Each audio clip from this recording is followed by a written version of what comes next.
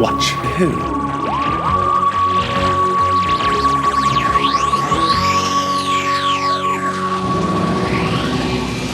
Hello, and welcome to To Watch Who, a Doctor Who podcast. I'm Mark. I'm Sarah. And I'm a Doctor Who fan. And I'm new to watching Who. Yep, watching for the very first time. Very first time. Yes, and welcome to Season 11. I can't believe we're at Season 11. I know I say this like every season. I say something along the lines of, I can't believe we're here. Well, we're getting through them. It seems to be speeding up. I'm really, really excited. And I think a lot of our listeners will be very excited to find out what you think about this. Because we've got a few changes this season. It's always exciting when there's some new characters and new things happening. Yes, absolutely. Okay, and we've watched this separately. The Time Warrior. Right, okay, 4-parter starting off season 11. Oh, stop. I've got... Katie Manning tweeted us. Oh, yeah, Katie Manning replied to our tweet. That was nice. Oh, come on. We all know you've no news. I'm bringing all the news. Well, I mean, yeah, if you have a look at our Twitter, it was very nice that Katie Manning responded to our tweet. That was very exciting. She's great. She is great. She is. I think maybe you should meet Katie Manning one day. If she comes to Cardiff, that's the rule. I'm not travelling. Okay, anyway, The Time Warrior Part 1. Here we go. Well, lots of changes. New titles. Let's talk about the new titles. I know. That was a surprise. Okay, good. I wasn't sure if you'd notice. Yeah, no, I did notice, but I forgot to message you all new titles. I was like, oh, okay. I really, really like these titles. I like the little dots at the beginning, like the lines that form, and you see that all of the Doctor flying through the vortex. I like the colour scheme. It's very 70s because the previous ones were sort of the 60s in colour. Do you think? Well, it was all a bit, because it was all, wavy in the 60s. It was sort of an updated 60s version. This feels very 70s now, with firmly in the 70s. It's weird that they decided to do that change now as well. You'd have thought, 10th year, if they were going to do an update, it would have been then. Yeah, I don't know. We've had those other ones for 4 years. So why not? Yeah, it's strange. I don't know what the reason was, but... Oh, and the logo as well. Yeah, different logo and everything. Yeah, there's so much that's different with it. So much. I love those ones. They're some of my favourite titles. Is it the same? It reminds me of the book. It's the same sort of look as, your Doctor Who novels. Oh, wow. There's, Doctor Who, the word Doctor Who novels, there's so many different ones. Which ones are you thinking of? I don't know, but when it came up on the screen, it felt of that sort of, maybe it's just the ones I've seen, but it felt very of that sort of nostalgia. The ones you've shown me, that sort of look. Oh, with the logo. I think the ones that you've seen have that logo on. They use that logo in the 90s a lot. Yeah, I see what you mean. Yes. I know what you're talking about. You're talking about the Dodo getting the STD book. That's the cover that you've seen. I wasn't, genuinely. Yeah. You have a pile of them in work. Oh, those ones. They're they're different. Yeah, kind of. Anyway, I'm selling some Doctor Who books on eBay, by the way. If anyone wants any BBC Past Doctor Adventures, get in touch via our social media and I'll let you know what we got. There we go. Thanks for that. An unintentional sell. Anyway, so new titles, great. And then we go straight into, we've got this medieval setting, which I think you did predict last time. So what are you thinking? Medieval, we haven't really had the historical, have we? We had a bit of the Atlantis.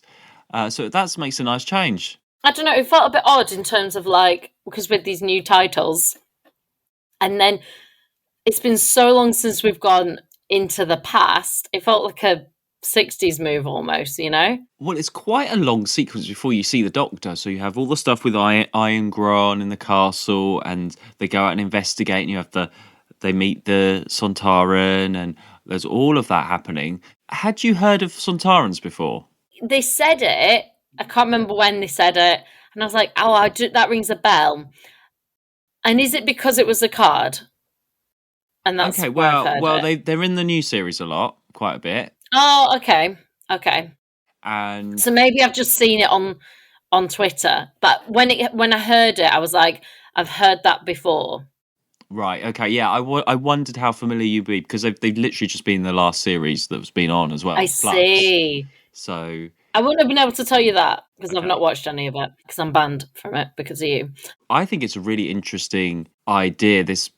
Having this alien, a bit like, I don't know, the nearest thing is like the Time Meddler, with the monk and the Vikings. That kind I thought of that. And Edith, yes. The spaceship looks really cool. The ball that he arrives in, and my favourite bit, he's got his little flag when he claims the planet. He puts a little thing in and it goes boop, and the flag opens up. I love that. By virtue of my authority as an officer of the Army Space Corps, I hereby claim this planet, its moons and satellites, for the greater glory of the Sontaran Empire.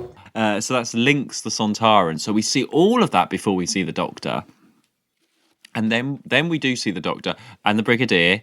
And the Brigadier set up this science camp. That it felt familiar by then. So nice to see the Brigadier again. And it's obviously been a little bit of time since the Green Death, and the Doctor's gone off and left Jo.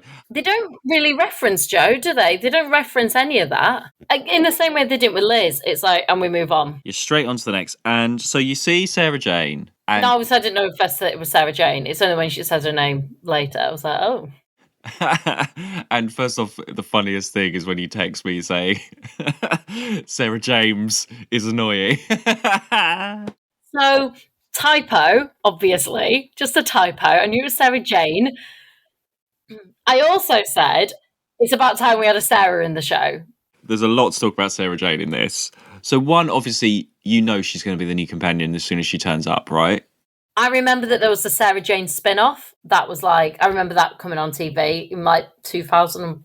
I'm making up dates here, 4 or 5, around then.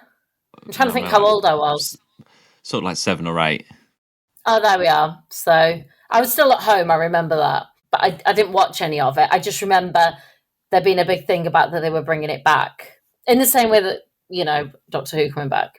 Okay, right. Because I wasn't sure if you'd known that or not. Because so obviously, it's a spoiler for ages. She comes back in the new series. And then from there, they gave her own series. And we did go and visit her house in Penarth. I wasn't sure if you that registered that it was Sarah Jane's house, or I just made you stand outside a house. You made me stand outside someone's house and have a picture, yes. Yeah, so that's Sarah Jane's. So it's nice that now you can, the character and know what we're talking about. So next time we go to Sarah Jane's house in Penarth, you'll be like, yeah, it's Sarah Jane's Next time. There's no next time. It was a one-time thing. It was weird. Okay, and you meet her, and it's a really good introduction, I think, because it's very different to what we've had before. She's an undercover journalist. Yeah, we've not had anything like that before. We've had science, we've had people that have stumbled on by accident, and we've had Jo and her connections, Yeah, and I like the way that she's sort of... It's not like, this is your new assistant, this is just someone that just gets caught up in it.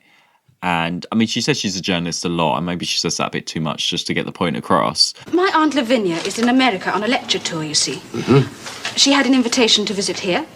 I took her place. Why? I thought all this might give me a good story.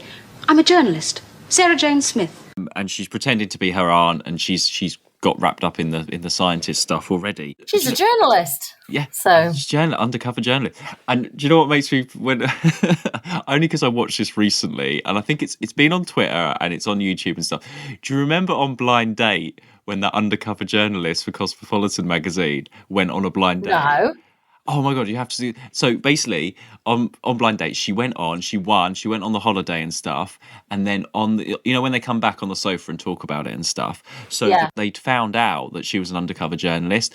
And Scylla is asking them all about it. They do all the normal stuff. And then at the end, Scylla's cool as anything. We know your secret. And just exposes her on the show. Well, Nicola, I have to say I've got more than a big surprise for you. Because I know what you're at. And I feel awfully deeply saddened by this, but you don't work as a temporary secretary. I know for a fact that you're an undercover journalist, and you've robbed somebody of coming on a proper blind date. You work for Cosmopolitan magazine. She's a journalist, ladies and gentlemen, not a blind date at all. I don't know, it just reminded me of that. It reminded you of Scylla exposing people. This Sarah Jane here would totally have gone undercover on Blind Date. If she's infiltrating UNIT, she would totally have done a Blind Date article. It took me 3 episodes, just off the bat, when I said, God, she's annoying. Sarah James is annoying. think that was like the 3rd episode, and she was still quite annoying around then. Because, like, I just kind of felt like, you don't know where you are, love. You don't know what's going on. What are you doing? And she's making all these wild accusations. And I was like, what? You have no idea, love. What are you talking about? I wasn't having it. Because I wasn't sure how you'd go. I wasn't sure if you would really like that, because she's so different to Jo. Because actually she stows away on board. She thinks the doctor's behind everything. Yeah. And I like the way when she first goes in, okay, we're skipping everywhere here, just talk about Sarah Jane. When she goes in and Irongron gets her and she thinks it's some kind of pageant, which she would do. I don't know, I think her reactions are quite realistic. Oh yeah, I think they're really good. It just kind of annoyed me, and I guess it's just because she's a journalist, you know? Sarah Jane Smith. She's a journalist, ladies and gentlemen. So I guess it's just sort of that, well, I've come to this conclusion and this is what it is. And I was just kind of like, what? You're on some, like, surely by now you've figured out. It was when she was like running from him and stuff, and I was just like, what is going on? This is really... And then all he had to do was explain. He was like, yeah, of course I do. Like, because she's convinced everyone that he's bad. They find him and he's like, no, I'm not. And she's like, that's it. She's convinced. And I'm like, you're a terrible journalist. Oh, I don't know, because I like that actually most of the story she's separate from the Doctor, at least that beginning. She goes off, and she goes off to the Wessexes or whoever and makes friends with them, and she gets into the story. I thought you would appreciate how much she gets into the story straight away.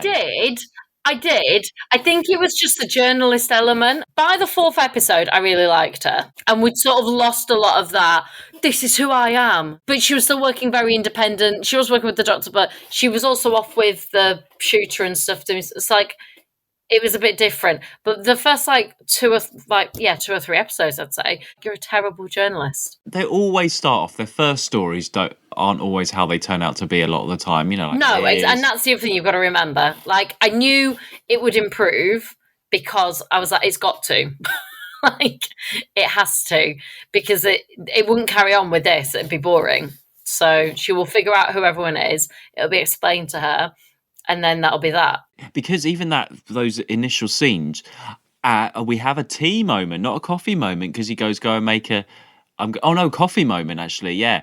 He's like, oh, make yourself. And she's like, and you see what Jo would do, or Liz even, would be like, okay, I'll go make you a coffee. She's like, I'm not making you coffee.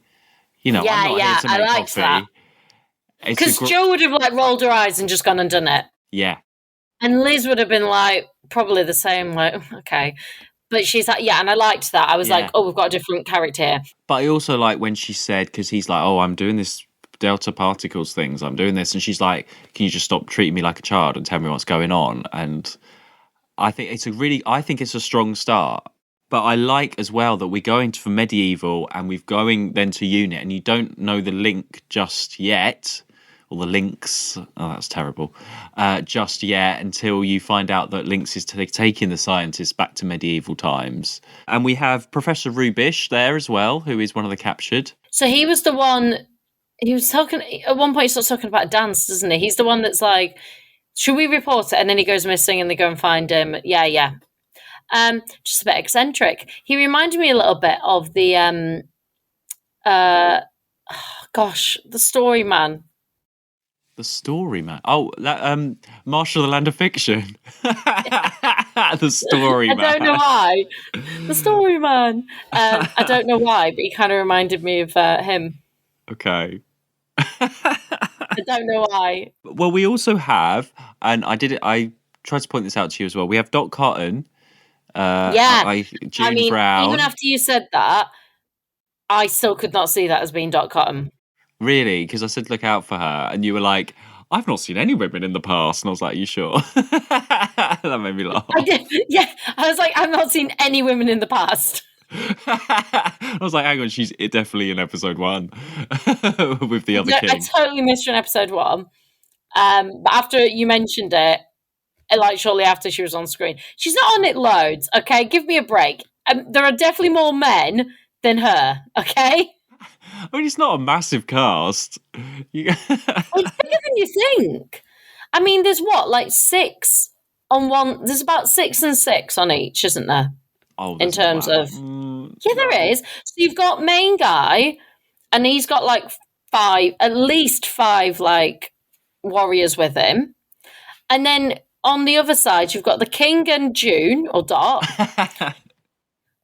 And then you've got, like, the bowman. And you've got, I think, a few other people from that. We've had more. Then you've got Dr. I was going to say Joe, but not Joe, Sarah Jane. Okay, well, we'll just talking about the cast as well with the archer Hal. Hal, that was it. I can't remember his name. Played by the same guy that played Tor in the Space Museum that went out with Vicky. Oh, we love him. Well, I love him. So a good return. He's not wearing his Converse this time. He's wearing his bow. No, and he's got longer hair because he's in medieval times. Yeah.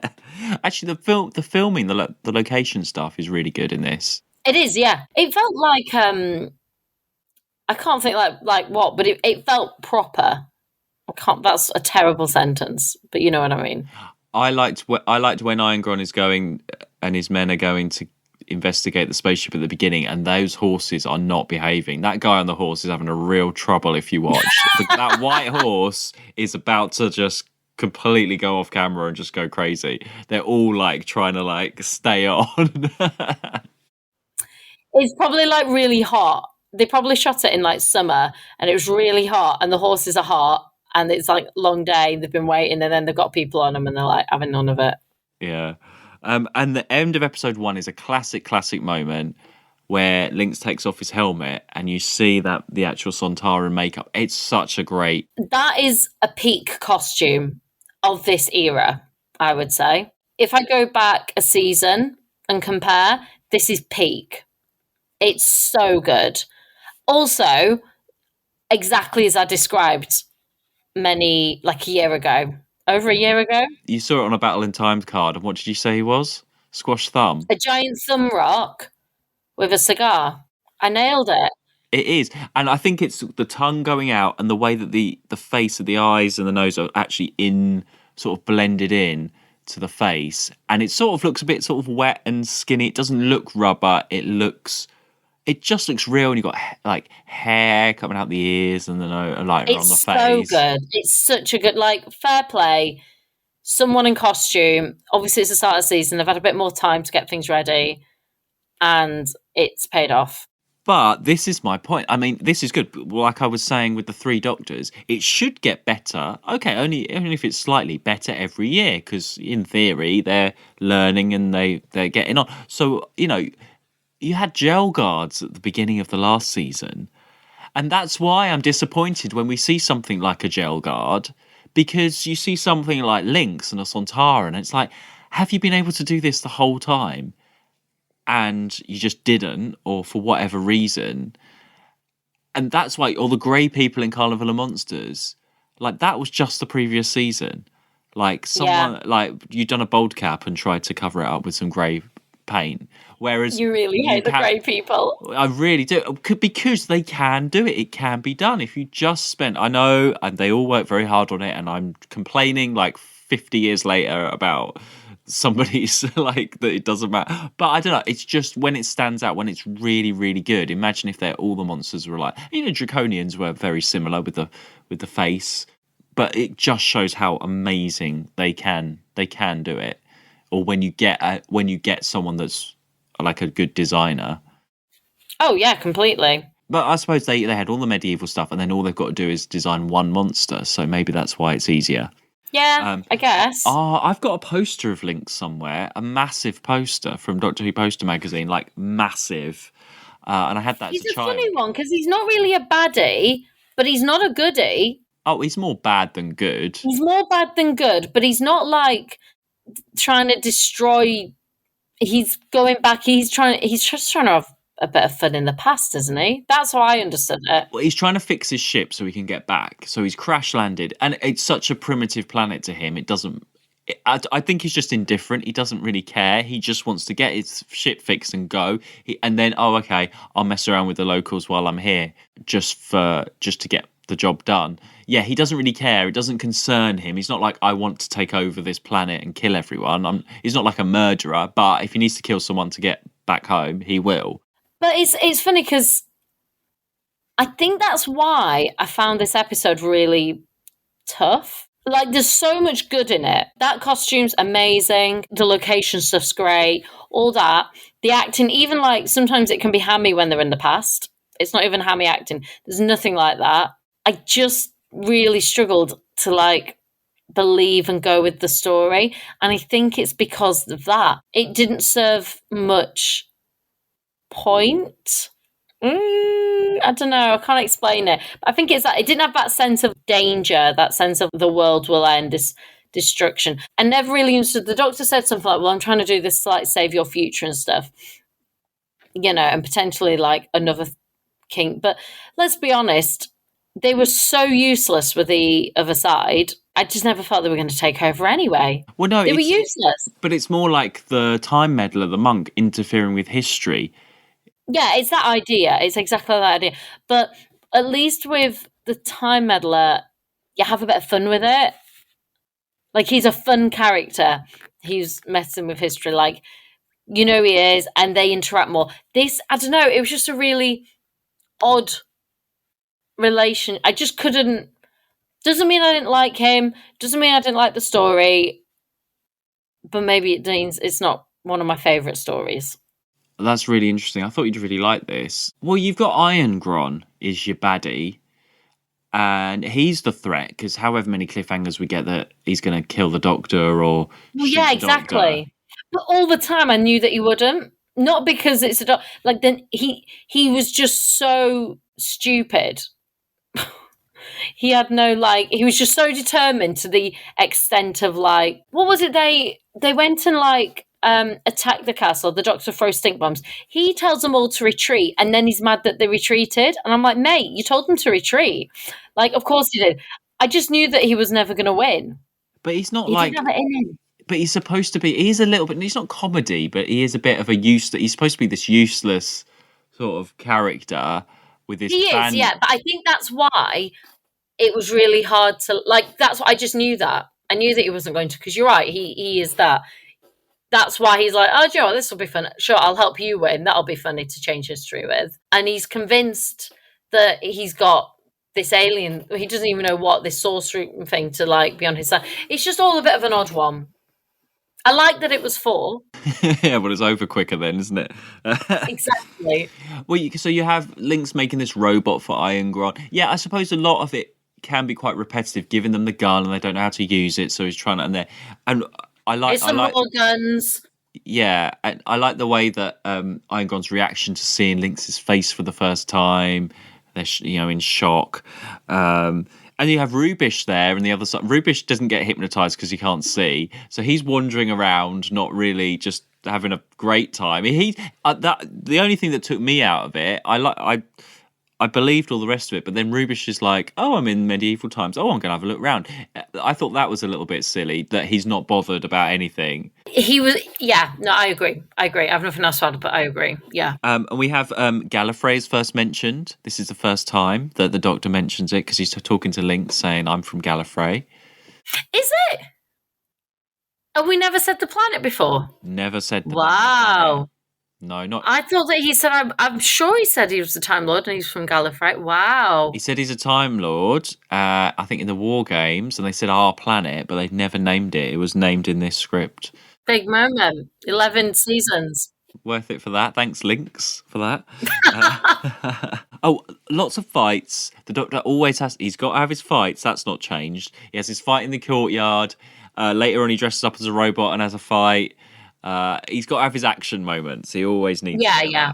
It didn't feel like filler to me. I like this one. I had this on video, and I watched this a lot, and it never bored me. This one, it didn't feel like filler. I don't feel like I'm being fair. It didn't feel filler, and I did enjoy it. I just don't think it's going to be one of my favourites. Okay, because I think Sarah Jane in this makes it for me. Just her character, putting her into this medieval time. A bit like, and we've mentioned it before, that Whoopi Goldberg film where she goes back to medieval times. It's exactly like that. It's exactly like that. Apart from if Whoopi Goldberg kept going, by the way, I'm a journalist or something like that. These strangely shaped objects around you, do they afford you some magical protection? What are you talking about?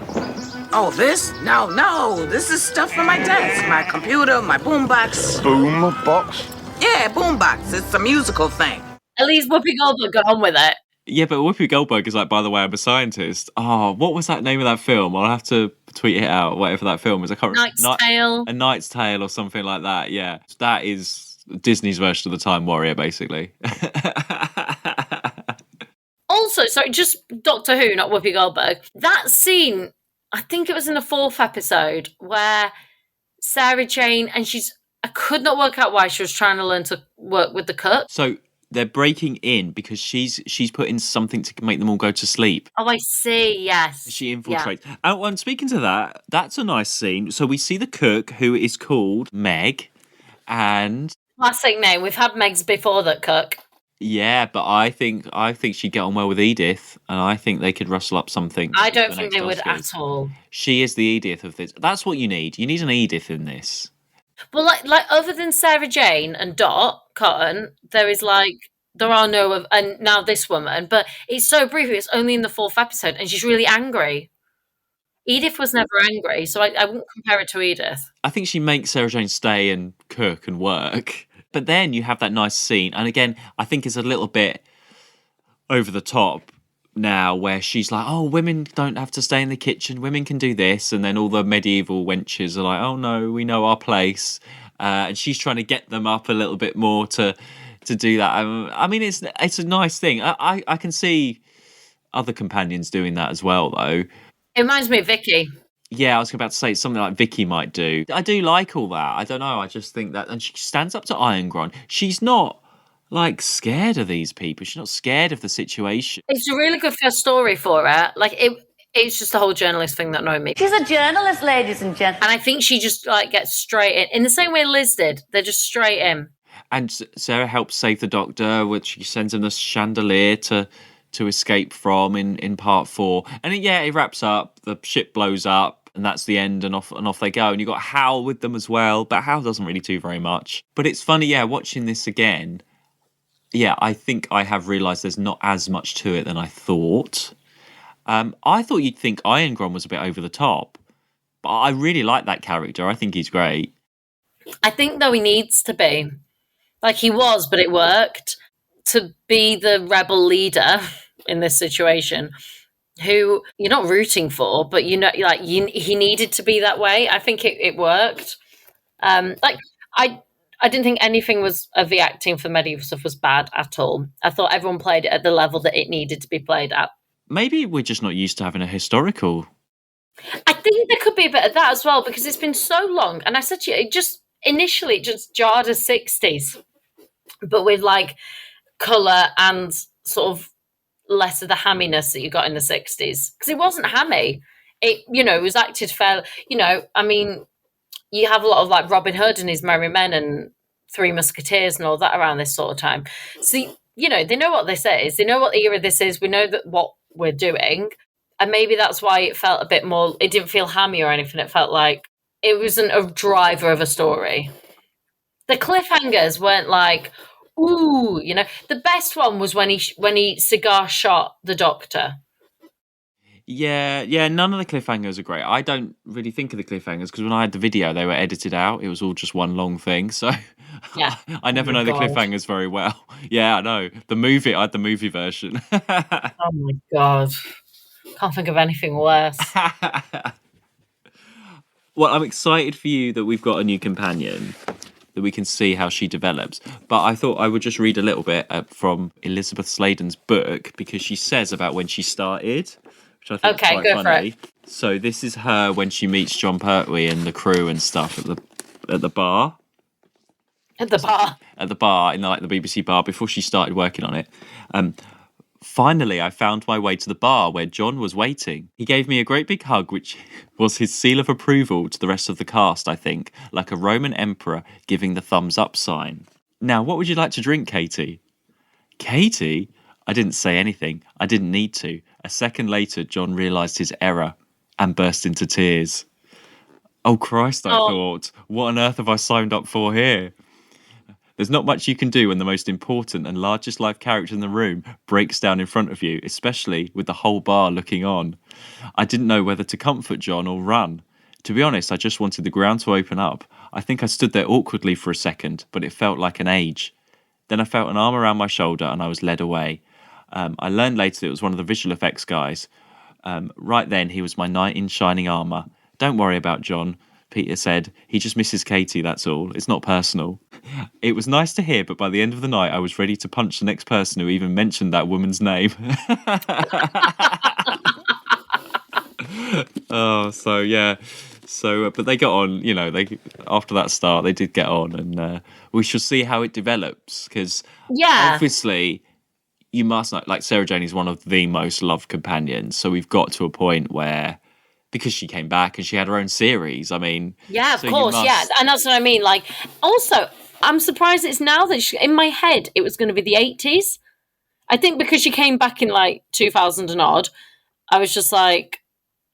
I thought it was like an 80s thing that she sort of was in more than 70s. I don't know. It's interesting. Yeah, I have met her. I did meet her a long time ago, so I'll talk about that at some point when I met her. But yeah, she is amazing, and I think it's a good strong start to the season. So we'll see how different a feel it might have. But I think Katie Manning going had a big impact on, you know, not having the Master and not having then Katie Manning does give it a different feel even. And you didn't have Yates or Benton, and you've only got the Brigadier a little bit. So you're giving it all away, Mark. What do you mean? You've just said everything. We don't have Yates or Benton. No, I mean in the story. Oh, right, okay. In this story, I meant. You made it sound like the season then. Okay. You were just talking about the season, and then you were like, and there's not much Yates or Benton, and the Brigadier's not much of him. No, right. I'm not. Oh, right, okay, fine. I won't say any more.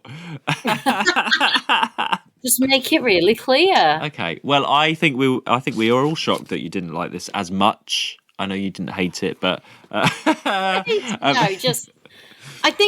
you thought I was going to love it.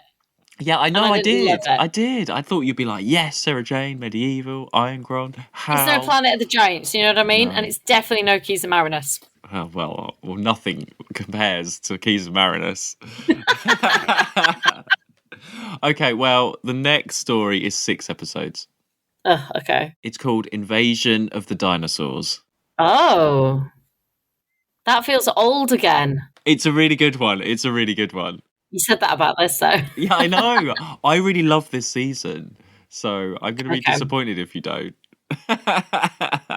Season 10 was pretty good. So we'll see. Yeah, I think this is almost better. Almost. Oh, interesting. Okay, so some dinosaurs. Cool. You sound so enthusiastic. I think I do struggle more with the historicals. Just because... it's been a while since we've had them. You kind of have to put yourself into a different place. Like it's a whole different style when it's a historical.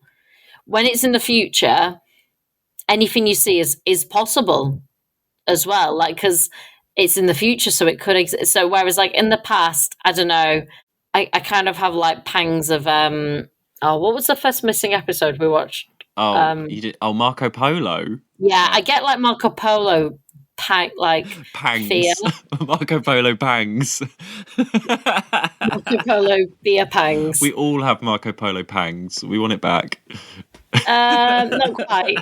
Maybe different pangs. Oh my god, that's a t-shirt. Pang in for polo. No. You'll figure it out. It out. Yeah, pang in for polo. We all are. Anyway. Wow, Marco Polo, and we're in season 11. Never thought he'd get a shout out. Marco Polo! We should always try and reference something like from ages ago every now and then.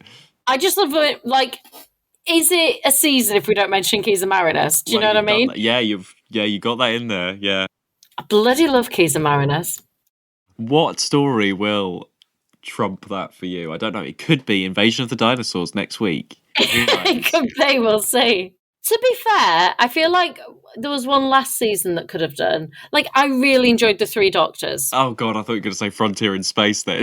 Matt was about to lose it. I think it was just more the novelty of it than the story. Okay then, well, we will see you next week then for Invasion of the Dinosaurs. I said that like Jurassic Park then. Yeah, you did. Okay then, yeah. You can follow us on Twitter and Instagram at 2WatchWho. And you can support us at buymeacoffee.com/2watchwho. Thank you very much, everybody, for supporting us and getting us through these seasons, or getting Sarah through these tough 6-parters. Yeah, and we'll see you next week. Bye. Bye. 2 Watch Who.